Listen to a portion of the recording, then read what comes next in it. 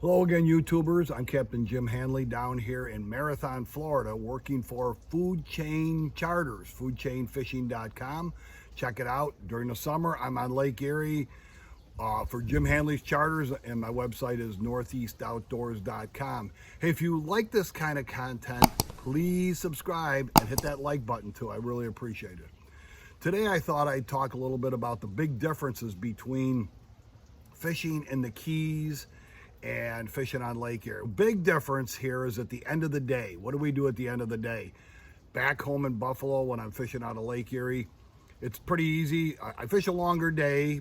We fish 7 hours, and then at the end of the day, if we're walleye fishing, I clean your fish. If we're bass fishing, I say goodbye, and we have some great memories. Down here at the end of the day, we fish a little bit shorter trip, 5 hours. But at the end of the day, there's a lot to do. It just doesn't end with pulling the boat in the yard that I'm so fortunate to do when I'm back in Buffalo.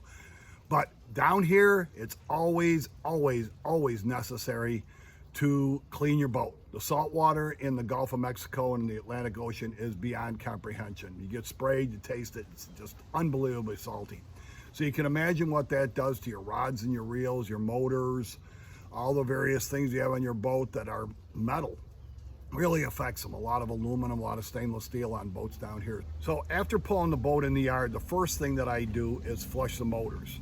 These are twin 150 C Pros. They're excellent motors, part of Mercury's Pro staff, obvious with all the logos.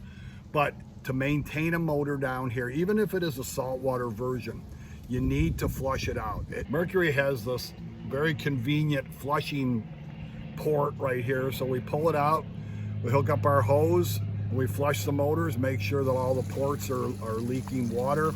You can see the water flow indicators squirting water. It's coming out near the prop and everything. Flush them for about 5 minutes. Make sure all that salt's on them. That's really important. The next thing is to make sure your rods and reels are sprayed down. If you don't spray your rods and reels, they will rust like crazy. Even though they're salt water, everything we use down here is salt water. If you don't spray them down, they will start to rust. And you need to make sure that you lubricate them on a regular basis too. This is especially important for you people who come down from the north and fish in the Gulf of Mexico or the Atlantic Ocean and your boat has really never been in salt water before. Then we scrub the boat down. It's really important. Scrub the boat from front to back. Even if you haven't gotten splashed a lot, it's really important to scrub it down because that salt, just even in the air, will disintegrate metal parts like crazy. So scrub all those areas. Every boat has a cutting board where we chop up our live bait because that's pretty much how we fish down here. Food Chain Charters, we drop our chum in the water and then we use our cutting board to chop up ballyhoo or pinfish or whatever it is. So scrub that down real good and then it'll save you a lot of hassles the next day.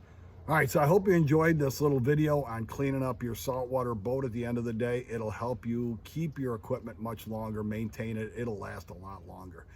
As I was prepping for this video today, I was reminded of a video that I did with Ted Nugent many years ago when I had my TV show.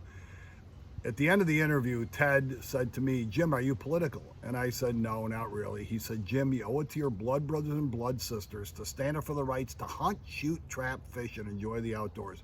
Your silence is a vote for the other side." So I remind you, the fishermen and the sportsmen in this industry, to stand up for your rights. When somebody comes in and wants to change a gun law or change a fishing law, open your mouth, because truly, if you are silent about it, you are a vote for the other side. Hey, hope you join me again soon. Bye.